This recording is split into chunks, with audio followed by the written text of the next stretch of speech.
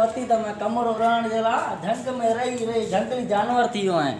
हल आज तो के मां इंसान तो कयां। वाड़े वाह जी जगह वती दई। अरे मरे तो सामान पे हरकत बरकत न कजा मान के डटाड़ना न मुचो तो सा बच्चन सा गॾु था अचूं।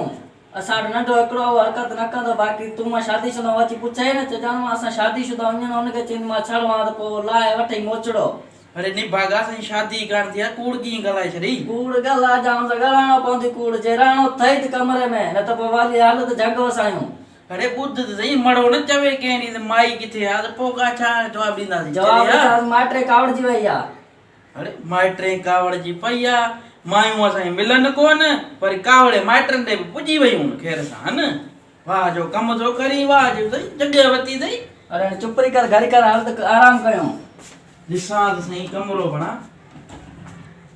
अरे हिते माल सुधो कमरो मिलियो आहे। बाबा पर सामान हरकत बरकत न करे चुपड़ी करे रहणो त रहण त वञ वापस जंग में। अरे मनु ॻाल्हि ॿुध हणो जा हिते बि धक न न हाणे अहिड़ो हरकत न करणी चुपड़ी करे आराम कर। अरे मां त चवां थो त हणूंसि धक।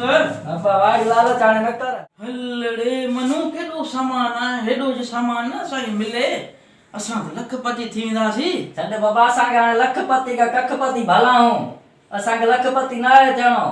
अरे मनु ॻाल्हि ॿुध हणूंसि धक। न बाबा जॾहिं टाइम आयो न पोइ हिनखे ॾिसंदासीं हाली 2-3 ॾींहं सुकून सां रह जेसि तुंहिंजो छोकिरो होॾे हंजे उहो मोटनि पोइ कंदासीं इहो कमु। हाँ हिनजो पुटु कहिड़ो वरी उहो कराची आहे चाचा खमीस जो पुटु उहो जॾहिं वापसी थियो न पोइ हिनखे ॾारो ॾींदासीं हाली चुपड़ी करे रह। खेचट न करे त वरी हितां निकिरणो पए असांखे 2-3 ॾींहं सबर कर। मनु ॻाल्हि ॿुध मुंहिंजो अलाए छो अंदरो ईमान बीहे कोन थो।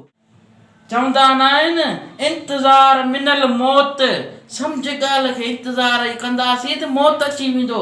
हिन लाइ चवां थो रातो राति कढ माल खे त हलूं जाम छॾा सबर कर जंग का 2-3 ॾींहं सुकून हितां वठूं जंग का हाणे निकिरिया राति निकिता भला मौत पिया राति निकिता थोरो सबर कर।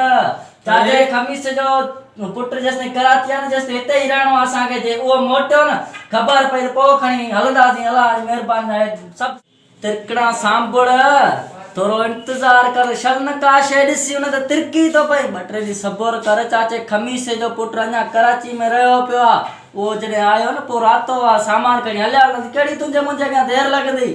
जमादार पुट खे ॾारो ॾिनोसीं न मोटायो अथई गाॾी पुर्जा कईसीं हुनखे वापसि न मिली। चाचो खमीस असांखे छा कंदो थोरो सम्झी ॻाल्हि खे थोरो इंतज़ार कर। चङो भला तुंहिंजी ॻाल्हि मञूं था इंतज़ार त मूंखां त कोन थो बीहे पर हाणे तुंहिंजी ॻाल्हि ते बीहूं था इंतज़ार कयूं था।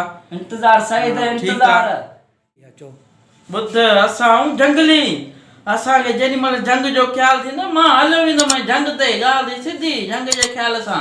हाणे पोइ मोटी जानू ते सुम्हंदे राति दरिया ते जंग जे ख़्याल सां वेंदुसि न उते ई खफ़ो लाहे ईंदुसि जान ई छुटी पवंदी हितां। अरे पोइ हितां जा वाशरूम कहिड़े कम जा आहिनि मोगा मटर वाशरूम छा कंदा आहिनि वरी इहे वरी। अरे वाशरूम ईअं सम्झ तुंहिंजो जंग जो ख़्यालु आहे उन वाशरूम में वञी जंग जो ख़्यालु कर। हाणे शहर अची थी थोरो इंसान थी जानवर गॾु। हाँ अञा ताईं मां मोगो आहियां माना मूंखे ख़बर ई न आहे हिते बि जंग जो ख़्यालु थींदो आहे। हलड़े अनु हल दस भला किथे Subscribe to my channel and also press this bell icon.